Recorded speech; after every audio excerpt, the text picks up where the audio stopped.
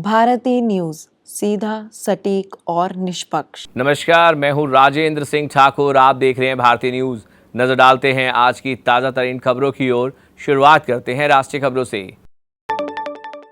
2023 batch की trainee IAS officer पूजा खेड़कर के खिलाफ यूपीएससी ने एफआईआर दर्ज कराई है। पूजा पर आरोप है कि उसने अपनी पहचान बदलकर यूपीएससी की तय सीमा से ज्यादा बार सिविल सर्विसेज का एग्जाम दिया। यूपीएससी ने कहा कि पूजा के खिलाफ गहन जांच में पाया गया कि उन्होंने अपना नाम, माता पिता का नाम, signature, photo, email ID, mobile number और एड्रेस बदलकर यूपीएससी का एग्जाम दिया। दिल्ली पुलिस की क्राइम ब्रांच ने पूजा के खिलाफ जालसाजी, धोखाधड़ी, आईटी एक्ट और डिसेबिलिटी एक्ट के तहत केस दर्ज किया है। यूपी में कांवड़ यात्रा मार्गों पर पड़ने वाली दुकानों में दुकानदारों को अपना नाम लिखना होगा। इसमें दुकान मालिक का नाम और डिटेल लिखी जाएगी। शुक्रवार को सीएम योगी ने यह आदेश दिया। सरकार का कहना है कि कांवड़ यात्रियों की सूचिता बनाए रखने के लिए यह फैसला लिया गया है। इसके अलावा हलाल सर्टिफिकेशन वाले प्रोडक्ट बेचने वालों पर भी कार्रवाई होगी। यूपी के बाद उत्तराखंड के हरिद्वार में भी यह आदेश लागू कर दिया गया है। अब आपको ले चलते हैं अंतर्राष्ट्रीय खबरों की ओर, जहां माइक्रोसॉफ्ट के सर्वर में खराबी की वजह से दुनिया भर में तकनीकी सेवाएं ठप हो गई। अमेरिका, ब्रिटेन, जर्मनी समेत 25 से ज़्यादा देशों में मेडिकल सर्विसेज और बैंकों का काम बंद रहा। TV channels, radio station, train station पर भी कामकाज रुक गया। इस समस्या की वजह से ब्रिटेन में स्काई न्यूज़ चैनल का प्रसारण बंद हो गया है। इसके अलावा अमेरिका, ब्रिटेन और भारत जैसे कई देशों में 4,295 फ्लाइट कैंसिल हो गई। 3,000 विमानों ने देरी से उड़ान भरी। माइक्रोसॉफ्ट के सर्वर में यह खराबी अमेरिकी एंटीवायरस कंपनी की काउंटर स्ट्राइक के एक अपडेट की वजह से आई। बांग्लादेश में सरकारी नौकरियों में स्वतंत्रता सेनानियों के बच्चों को आरक्षण देने के खिलाफ हिंसक प्रदर्शन जारी है। प्रदर्शनकारियों ने सैकड़ों कैदियों को छुड़ाने के बाद एक जेल में आग लगा दी। इससे पहले उन्होंने गुरुवार को सरकारी टीवी चैनल बीटीवी के मुख्यालय में आग लगा दी थी। हिंसक प्रदर्शन में अब तक 64 लोग मारे जा चुके हैं और 2,500 से ज़्यादा लोग घायल हुए हैं। बांग्लादेश में स्वतंत्रता सेनानियों के वंशजों को सरकारी नौकरी में 30% का आरक्षण मिलता है। छात्र इसी के खिलाफ प्रदर्शन कर रहे हैं। अब आपको ले चलते हैं व्यापार जगत की खबरों की ओर, जहां रिलायंस इंडस्ट्री को वित्तीय वर्ष 2024-25 की पहली तिमाही में 15,138 करोड़ रुपए का मुनाफा हुआ।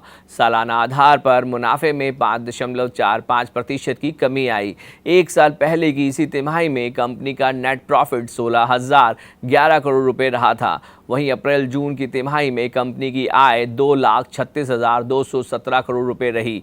एक साल पहले की समान तिमाही में कंपनी ने 2,10,831 करोड़ रुपए का रेवेन्यू जनरेट किया था। यानी सालाना आधार पर इसमें 12.04% की बढ़ोतरी दर्ज की गई। लोगों को निवेश के लिए बैंक जैसे पारंपरिक साधन रास नहीं आ रहे हैं। शायद यही कारण है कि वे उनसे दूरी बना रहे हैं। वहीं बचत को बैंकों के बजाय कैपिटल मार्केट में निवेश करना पसंद कर रहे हैं। ये बातें आरबीआई गवर्नर शक्तिकांत दास ने बीएफएसआई शिखर सम्मेलन 2024 में कही।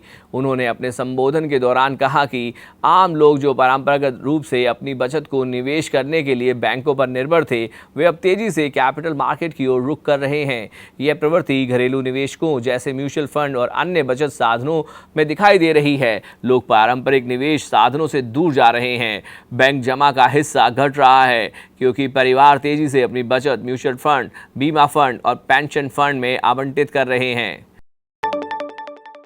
अब खबरें खेल जगत से, जहां विमेंस एशिया कप में इंडिया ने पाकिस्तान को हराकर अपना पहला मैच जीत लिया है। पाकिस्तान पहले बल्लेबाजी करने आई थी, लेकिन भारतीय गेंदबाजों ने 108 रन पर ऑल आउट कर दिया। सबसे ज़्यादा 25 रन सिद्रा अमीन ने बनाए। दीप्ति शर्मा ने 3 विकेट लिए। रन चेज में इंडियन ओपनर शेफाली वर्मा और स्मृति मंधाना ने 85 रन की साझेदारी की। स्मृति ने 45 और शेफाली ने 40 रन की पारी खेली। पाकिस्तान की ओर से सैयद अरूब शाह ने 2 विकेट लिए। इंग्लैंड और वेस्टइंडीज के बीच खेली जा रही 3 मैचों की टेस्ट सीरीज का दूसरा मुकाबला नटिंघम के मैदान पर खेला जा रहा है, जिसके पहले दिन के खेल में मेजबान टीम अपनी पहली पारी में 416 रन बनाकर सिमट गई थी।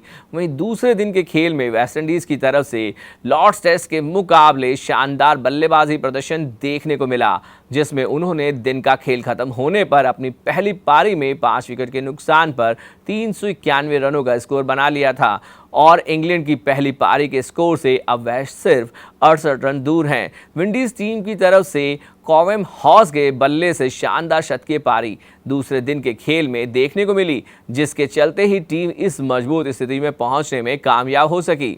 अब तक की खबरों के लिए इतना ही। बाकी खबरों के लिए देखते रहिए भारती न्यूज़ और भारती न्यूज़ को लाइक, शेयर और सब्सक्राइब करना ना भूलें। धन्यवाद।